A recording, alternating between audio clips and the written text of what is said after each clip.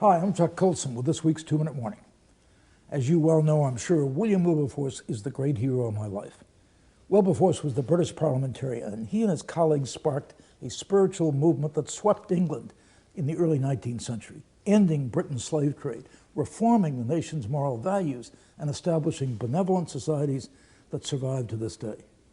And today on the 2-Minute Warning, I'm so pleased to announce the winner of the 2012 Wilberforce Award. This person has, like Wilberforce, been an exemplary witness for Christ as she has persevered and sacrificed to fight social injustice and to transform the culture.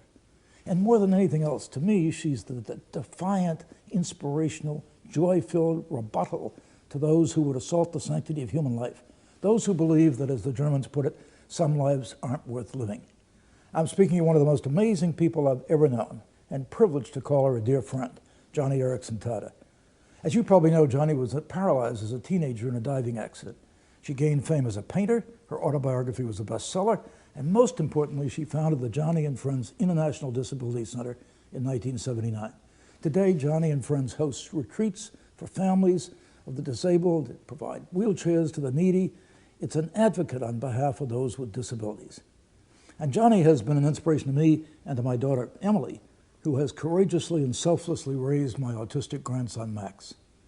She's also a shining example of why we must always uphold the sanctity of human life and never, ever concede an inch of ground to the culture of death, to abortion or euthanasia or eugenics.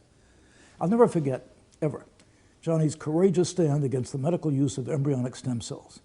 The media was confounded. How could a paraplegic object to finding a cure for paralysis?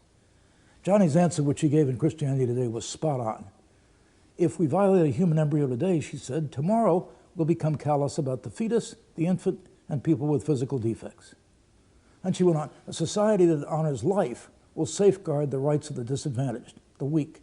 A world in which the biotech industry sets the moral agenda is a threat to me as an adult and a quadriplegic.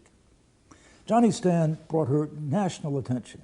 Joni and I were sitting together at the White House in 2002 when President Bush gave his moving, powerful speech opposing human cloning and embryonic stem cell research. When he finished, he came right down. Joni was sitting next to me, and he embraced her. It was a moving moment. Now, I want to invite you to join me and Joni on March 31st at the 2012 Wilberforce Award ceremony here in Lansdowne, Virginia, just outside of Washington, D.C. This is all part of our Break the Spiral of Silence weekend, where Joni and I and other speakers will talk about how we can defend the sanctity of human life, religious freedom, and the institution of marriage, the three great issues today. Join us, won't you? Visit wilberforceweekend.org for details and celebrate with us all that God has done through that amazing woman, Joni Eareckson Tada.